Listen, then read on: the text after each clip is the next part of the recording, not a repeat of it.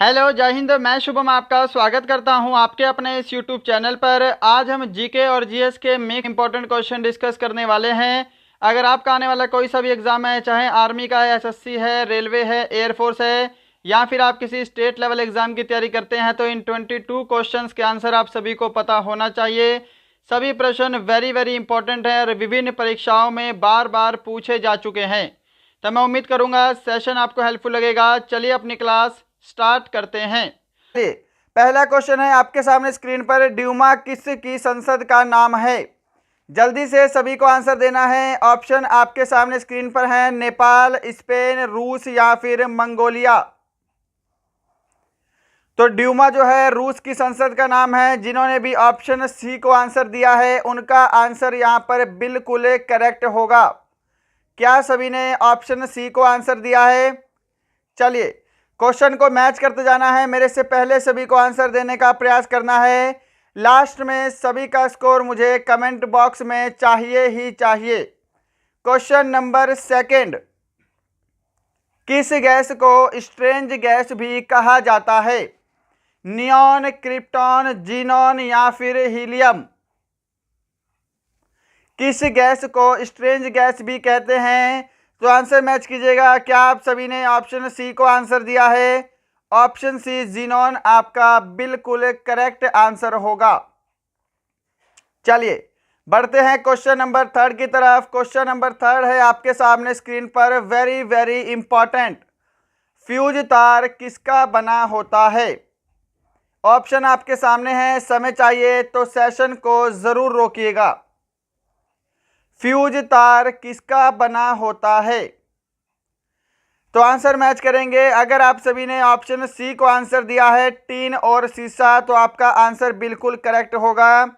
Tin और lead से fuse तार का निर्माण होता है। ऑप्शन सी बिल्कुल करेक्ट आंसर है।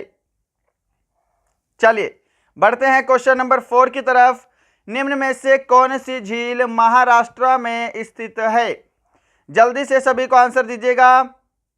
और देखिएगा, इन 30 प्रश्नों के बाद आज फिर से मैं आपको एक प्रश्न होमवर्क का दूंगा, जिसको हम कल की क्लास में डिस्कस करेंगे।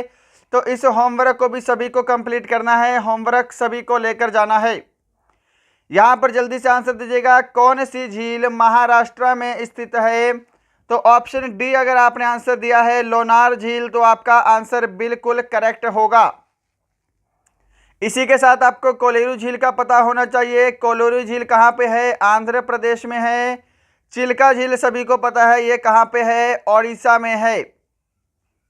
चलिए बढ़ते हैं क्वेश्चन नंबर 5 की तरफ। Question number 5 very very important. Computer की भौतिक बनावट क्या कहलाती है? सॉफ्टवेयर, हार्डवेयर, दोनों या फिर इनमें से कोई नहीं? तो ध्यान रखिएगा, कंप्यूटर की भौतिक बनावट कहलाती है हार्डवेयर। क्या सभी ने ऑप्शन बी को आंसर दिया है? हार्डवेयर क्या होता है? जिसको हम छू कर महसूस कर सकते हैं, जैसे कंप्यूटर का मॉनिटर हो गया, कीबोर्ड हो गया, माउस हो गया, ये सभी चीजें। चलिए बढ़ते हैं नेक्स्ट पे। क्वेश्चन नंबर 6 आपके सामने। LAN का पूर्ण रूप क्या है? What is the full form of LAN? Option आपके सामने हैं। यदि आपको समय चाहिए तो सेशन को जरूर रोकिएगा। तो आंसर मैच करेंगे। अगर आप सभी ने इस प्रश्न का राइट आंसर ऑप्शन सी को दिया है, लोकल एरिया नेटवर्क, आपका आंसर बिल्कुल राइट होगा। क्या सभी ने सही आंसर दिया है? चलिए आंसर भी जोड़ते रहना, साथ साथ आपके कितने क्वेश्चन सही हो रहे हैं इन 30 प्रश्नों में। और लास्ट में सभी का स्कोर कमेंट बॉक्स में चाहिए। राष्ट्रीय वनस्पति विज्ञान संस्थान कहाँ स्थित है? और भारत के प्रमुख शोध संस्थान के ऊपर मैं आप सभी को कंप्लीट वीडियो दे चुका हूं। अगर आपने वो वाला वीडियो नहीं देखा है तो उसको जाकर जरूर देखिएगा। 1 से 2 प्रश्न हमेशा आपके एग्जाम में बनते हैं। तो इसका बिल्कुल राइट आंसर जिन्होंने भी ऑप्शन सी को दिया है, लखनऊ, उनका करेक्ट आंसर होगा। राष्ट्रीय वनस्पति विज्ञान संस्थान लखनऊ में स्थित है। चलिए बढ़ते हैं क्वेश्चन नंबर 8 की तरफ। बोहाग बिहू डैश का एक प्रमुख त्योहार है? असम, मिजोरम, मणिपुर या फिर कर्नाटक? बोहाग बिहू किस राज्य का एक प्रमुख त्योहार है? तो आंसर मैच कीजिएगा। ऑप्शन ए आपका बिल्कुल राइट आंसर होगा असम। ऑप्शन ए जिन्होंने आंसर दिया है उनका आंसर बिल्कुल राइट है। क्वेश्चन नंबर 9 है, पोलियो से शरीर का कौन सा अंग प्रभावित होता है? क्वेश्चन जो है ये वेरी वेरी इंपॉर्टेंट है। ऑप्शन बोलता हूं, तंत्रिका तंत्र, स्प्लीन, थायराइड ग्रंथि या फिर फेफड़े। पोलियो से शरीर का कौन सा अंग प्रभावित होता है? तो आंसर मैच कीजिएगा। अगर आप सभी ने ऑप्शन ए को दिया है तंत्रिका तंत्र, आपका आंसर बिल्कुल करेक्ट होगा। चलिए बढ़ते हैं क्वेश्चन नंबर 10 की तरफ। आपके सामने स्क्रीन पर है, ओलंपिक खेलों में कांस्य पदक जीतने वाली प्रथम भारतीय महिला कौन थी? कर्णम मल्लेश्वरी, एमसी मैरी कॉम, साइना नेहवाल या फिर सानिया मिर्जा? आंसर जल्दी दीजिएगा। क्वेश्चन जो है ये सुपर इंपॉर्टेंट है, तो ध्यान रखिएगा। ओलंपिक खेलों में कांस्य पदक जीतने वाली प्रथम भारतीय महिला थी कर्णम मल्लेश्वरी। क्या ऑप्शन ए सभी ने आंसर दिया है? और कर्णम मल्लेश्वरी क्या है? एक वेट लिफ्टर है, यानी कि इसको हिंदी में बोलते हैं भारोत्तोलक है। चलिए बढ़ते हैं क्वेश्चन 11 की तरफ। और देखिएगा हमारी बस आज ही क्लास सिर्फ हिंदी में हो रही है, कल से हमारी क्लास हिंदी और इंग्लिश दोनों ही लैंग्वेज में रहेगी। सबसे अधिक पुनरुद्भवन की क्षमता किसमें होती है? क्वेश्चन वेरी वेरी इंपॉर्टेंट है। मस्तिष्क, यकृत, वृक्क या फिर हृदय? तो यहां पर जिन्होंने भी ऑप्शन बी को आंसर दिया है यकृत यानी कि लीवर, उनका आंसर बिल्कुल करेक्ट होगा। सबसे अधिक पुनरुद्भवन यानी कि रिवाइव की क्षमता लीवर में होती है। अब आपसे क्वेश्चन पूछ सकता है सबसे कम पुनरुद्भवन की क्षमता किसमें होती है? तो मस्तिष्क में सबसे कम पुनरुद्भवन की क्षमता होती है। चलिए बढ़ते हैं नेक्स्ट पे। क्वेश्चन नंबर 12 आपके सामने है, गुर्दे का भार लगभग कितना होता है? 120 ग्राम, 190 ग्राम, 210 ग्राम या फिर 150 ग्राम? क्या आंसर दे रहे हो? अगर आप सभी ने यहाँ पे ऑप्शन डी को आंसर दिया है 150 ग्राम, आपका राइट आंसर होगा। गुर्दे का भार लगभग 150 ग्राम होता है। क्लियर है सभी का? चलिए बढ़ते हैं नेक्स्ट पे। क्वेश्चन नंबर 13 है आपके सामने, RH फैक्टर किससे संबंधित है? जल से, रक्त से, मांसपेशियों से या फिर मस्तिष्क से? RH फैक्टर किससे संबंधित है? तो आंसर मैच करेंगे। अगर आप सभी ने यहाँ पे ऑप्शन बी को आंसर दिया है रक्त से, आपका आंसर बिल्कुल करेक्ट आंसर होगा। क्वेश्चन नंबर 14 की तरफ चलते हैं फटाफट से। मेघालय, मणिपुर और त्रिपुरा को अलग अलग राज्यों का दर्जा कब प्राप्त हुआ? क्वेश्चन वेरी वेरी इंपॉर्टेंट है। तीनों राज्यों को एक ही दिन अलग अलग राज्यों का दर्जा प्राप्त हुआ था। तो यहां पे अगर आप सभी ने ऑप्शन बी को आंसर दिया है 21 जनवरी 1972, आपका आंसर बिल्कुल राइट होगा। और जितने भी राज्य हैं इनके स्थापना दिवस आपको पता होना चाहिए, किस राज्य का स्थापना दिवस कब मनाया जाता है और कब उस राज्य की स्थापना हुई थी, ये भी आपको पता होना चाहिए। क्लियर है? चलो बढ़ते हैं क्वेश्चन नंबर 15 की तरफ। खिलाफत आंदोलन कब हुआ? क्वेश्चन बहुत ही इजी है और क्वेश्चन वेरी वेरी इंपॉर्टेंट है, आपके एग्जाम में पूछा जाता है। खिलाफत आंदोलन कब हुआ? ऑप्शन आपका यहां पे डी बिल्कुल करेक्ट आंसर होगा। 1919 में खिलाफत आंदोलन हुआ। क्या सभी ने ऑप्शन डी को आंसर दिया है? चलिए बढ़ते हैं नेक्स्ट पे। क्वेश्चन नंबर है आपके सामने 16। किस राज्य के राज्यपाल को शपथ ग्रहण कौन करवाता है? किसी राज्य के राज्यपाल को शपथ ग्रहण कौन करवाता है? ऑप्शन आपके सामने हैं। अगर आपको समय चाहिए तो सेशन को जरूर रोकिएगा। तो यहां पे आपका राइट आंसर ऑप्शन ए होगा, उसी राज्य का मुख्य न्यायाधीश राज्य के राज्यपाल को शपथ ग्रहण करवाता है। चलिए बढ़ते हैं नेक्स्ट पे, क्वेश्चन नंबर 17। कौन केंद्र और राज्यों के बीच एक कड़ी का काम करता है? मुख्यमंत्री, विधानसभा अध्यक्ष, राज्यपाल या फिर राष्ट्रपति? निम्न में से कौन केंद्र और राज्यों के बीच एक कड़ी का काम करता है? तो अगर आप सभी ने ऑप्शन सी को आंसर दिया है राज्यपाल, आपका आंसर यहां पर बिल्कुल करेक्ट होगा। क्वेश्चन नंबर 18 है आपके सामने, डॉक्टर सर्वपल्ली राधाकृष्णन को भारत रत्न कब प्रदान किया गया? ऑप्शन आपके सामने है, अगर आपको समय चाहिए तो सेशन को रोकिएगा तो आंसर मैच करेंगे। अगर आप सभी ने ऑप्शन सी को आंसर दिया है 1954, तो आपका आंसर बिल्कुल राइट होगा। और सबसे पहले व्यक्ति थे जिन्हें भारत रत्न प्रदान किया गया था, वो थे डॉक्टर राधाकृष्णन सर्वपल्ली, राइट। और इनके साथ दो लोगों को और भारत रत्न दिया गया था, एक थे आपके चक्रवर्ती राजगोपालाचारी और दूसरे थे आपके चंद्रशेखर वेंकट रमन। इनको भी आपको ध्यान रखना है। चलिए बढ़ते हैं नेक्स्ट पे, क्वेश्चन नंबर 19 आपके सामने है, निम्न में से किसने इक्ता व्यवस्था लागू की थी? सिंपल सा प्रश्न है, आपके एग्जाम में भी 1 से 2 बार क्वेश्चन पूछा जा चुका है। कुतुबुद्दीन ऐबक, बलबन, इल्तुतमिश या फिर मोहम्मद गोरी? जल्दी से इस प्रश्न का आंसर दीजिएगा, किसने इक्ता व्यवस्था लागू की?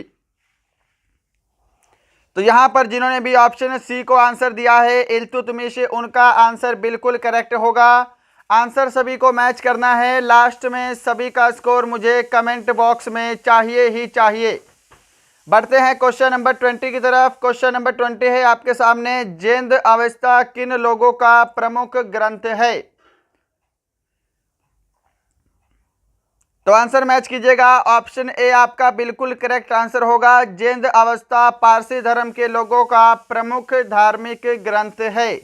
क्वेश्चन जो है ये वेरी वेरी इंपॉर्टेंट है, सभी को इस क्वेश्चन का आंसर पता होना चाहिए। बढ़ते हैं क्वेश्चन नंबर 21 की तरफ। ऋग्वेद का कौन सा मंडल पूर्णतः सोम को समर्पित है? 10वां मंडल, पहला मंडल, 9वां मंडल या फिर 11वां मंडल? जल्दी से आंसर दीजिएगा, क्या आंसर कर रहे हो? तो आंसर मैच करेंगे। अगर आप सभी ने यहाँ पे ऑप्शन सी को आंसर दिया है 9वां मंडल, तो आपका आंसर बिल्कुल राइट होगा। ऋग्वेद का 9वां मंडल पूर्णतः सूर्य को समर्पित है, सॉरी सोम को समर्पित है, इसको करेक्ट कीजिएगा। क्वेश्चन नंबर 22 है आपके सामने स्क्रीन पर। दीफू दर्रा किस राज्य में स्थित है? मणिपुर, अरुणाचल प्रदेश, सिक्किम या फिर उत्तराखंड? तो दीफू दर्रा जो है ये अरुणाचल प्रदेश में स्थित है। आपका ऑप्शन बी जो है ये बिल्कुल करेक्ट आंसर होगा। क्या सभी ने ऑप्शन बी को आंसर दिया है? चलिए बढ़ते हैं क्वेश्चन नंबर 23 की तरफ। क्वेश्चन नंबर 23 है आपके सामने स्क्रीन पर। संविधान के संशोधन की प्रक्रिया का वर्णन किस भाग में है? ऑप्शन आपके सामने है। समय चाहिए तो सेशन को जरूर रोकिएगा। तो यहाँ पर देखिएगा, संविधान के संशोधन की प्रक्रिया कहाँ से ली गई है? दक्षिण अफ्रीका के संविधान से ली गई है। पहला प्रश्न आपके एग्जाम में ये बनेगा। यह कौन से अनुच्छेद में है? तो आपको अनुच्छेद भी पता होना चाहिए। अनुच्छेद जो है यह 368 है, राइट। हमसे पूछा है किस भाग में वर्णन किया गया है, तो भाग 20 में वर्णन किया गया है। ऑप्शन आपका सी राइट आंसर होगा। क्या सभी ने ऑप्शन सी को आंसर दिया है? चलो बढ़ते हैं क्वेश्चन नंबर 24 की तरफ। गंगा नदी पर स्थित फरक्का परियोजना किस राज्य में है? मध्य प्रदेश, हिमाचल प्रदेश, उत्तराखंड या फिर पश्चिम बंगाल? फरक्का परियोजना, यहाँ पर आपके 2 क्वेश्चन कवर होंगे। पहला क्वेश्चन है फरक्का परियोजना कहाँ पर है? तो ये गंगा नदी पर स्थित है। और दूसरा क्वेश्चन किस राज्य में है? तो ये पश्चिम बंगाल में है। आपका ऑप्शन डी राइट आंसर होगा। क्या सभी का क्लियर हुआ? चलो क्वेश्चन नंबर 25 है आपके सामने स्क्रीन पर। सतीश धवन स्पेस सेंटर कहाँ स्थित है? श्रीहरिकोटा, औरंगाबाद, पोखरण या फिर कलपक्कम? सतीश धवन स्पेस सेंटर कहाँ स्थित है? ऑप्शन आपका ए बिल्कुल करेक्ट आंसर होगा। श्रीहरिकोटा में सतीश धवन स्पेस सेंटर स्थित है। बढ़ते हैं नेक्स्ट पे। क्वेश्चन नंबर 26 आपके सामने, वेरी वेरी इंपॉर्टेंट। प्रथम पंचवर्षीय योजना में किसको प्राथमिकता दी गई थी? उद्योग क्षेत्र को, कृषि क्षेत्र को, न्याय क्षेत्र को, या फिर गरीबी उन्मूलन को? तो ध्यान रखिएगा, प्रथम पंचवर्षीय योजना में कृषि क्षेत्र को प्राथमिकता दी गई थी। ऑप्शन आपका बी बिल्कुल करेक्ट आंसर होगा। क्वेश्चन नंबर 27, निम्न में से कौन सा कप क्रिकेट से संबंधित है? ऑप्शन आपके सामने है, Sultan Azlan Shah cup, Merdeka cup, Uber cup, या फिर एशिया कप। आप सभी ने अगर ऑप्शन डी को आंसर दिया है, एशिया कप आपका राइट आंसर होगा। एशिया कप का संबंध क्रिकेट से है। चलिए बढ़ते हैं नेक्स्ट पे। क्वेश्चन नंबर 28 है सामने स्क्रीन पर। क्वेश्चन जो है ये वेरी वेरी इंपॉर्टेंट। किसे गोल्डन फाइबर भी कहा जाता है? जल्दी से आंसर दीजिएगा। ऊन को, कॉटन को, जूट को, या फिर सूती धागे को? गोल्डन फाइबर किसे कहा जाता है? बिल्कुल करेक्ट आंसर आपका ऑप्शन सी रहेगा। जूट को गोल्डन फाइबर कहा जाता है। और भारत में सबसे अधिक जूट का उत्पादन कहाँ होता है, ये भी आपको पता होना चाहिए, पश्चिम बंगाल में। और पूरे विश्व में कहाँ होता है, तो पूरे विश्व की बात करेंगे तो आपको पता होना चाहिए बांग्लादेश में। क्वेश्चन नंबर 29 है सामने स्क्रीन पर। निम्नलिखित में से किसने जेट इंजन का आविष्कार किया? Very very important. Von Neumann, Frank Whittle, Humphry Davy, या फिर डेमलर? जेट इंजन का आविष्कार किया था फ्रैंक विट्टल ने। ध्यान रखिएगा, ऑप्शन बी आपका करेक्ट आंसर होगा। ये वाला क्वेश्चन जो है वो सुपर इंपॉर्टेंट है, बहुत इंपॉर्टेंट क्वेश्चन है। आप सभी को ये वाला क्वेश्चन पता होना चाहिए। बढ़ते हैं आज के लास्ट क्वेश्चन की तरफ। क्वेश्चन नंबर 30 आपके सामने है और इसके बाद सभी को एक क्वेश्चन होमवर्क के लिए मिलेगा, तो होमवर्क भी सभी को लेकर जाना है। क्वेश्चन नंबर 30 है आपके सामने। पेट्रोलियम उत्पादक देशों का संगठन ओपेक का मुख्यालय कहाँ स्थित है? पेरिस, जिनेवा, वियना, या फिर काहिरा? आपसे ओपेक का मुख्यालय पूछा है, तो ओपेक का मुख्यालय जो है यह वियना में स्थित है। क्या सभी ने ऑप्शन सी को आंसर दिया है? तो दोस्तों ये थे आपके टॉप 30 वेरी वेरी जीके और जीएस के मिक्स क्वेश्चन। बताइएगा आज का सेशन आपको कैसा लगा। ये वाला प्रश्न आपको होमवर्क के लिए दे रहा हूँ, सभी को आंसर देना है। कल की हम क्लास में पहले इस क्वेश्चन को डिस्कस करेंगे, उसके बाद हम अपनी अगली क्लास स्टार्ट करेंगे। क्वेश्चन है, संपूर्ण क्रांति का नारा किसने दिया था? श्यामलाल गुप्ता पार्षद, जयप्रकाश नारायण, आचार्य विनोबा भावे, या फिर दयानंद सरस्वती? सभी को आंसर देना है इस होमवर्क वाले क्वेश्चन का कमेंट बॉक्स में। तो दोस्तों बताइएगा इन 30 प्रश्नों में आज का स्कोर आपका कितना है? क्या आपने 25 क्वेश्चन अचीव किए हैं या नहीं किए हैं? मैं उम्मीद करूंगा सेशन आपको आने वाले एग्जाम के लिए यूजफुल होगा। हमारे सेशन को इतना लाइक, इतना शेयर, इतना सब्सक्राइब करने के लिए आप सभी का बहुत बहुत धन्यवाद। मिलते हैं कल किसी और अच्छे टॉपिक के साथ। तब तक के लिए जय हिंद, जय भारत।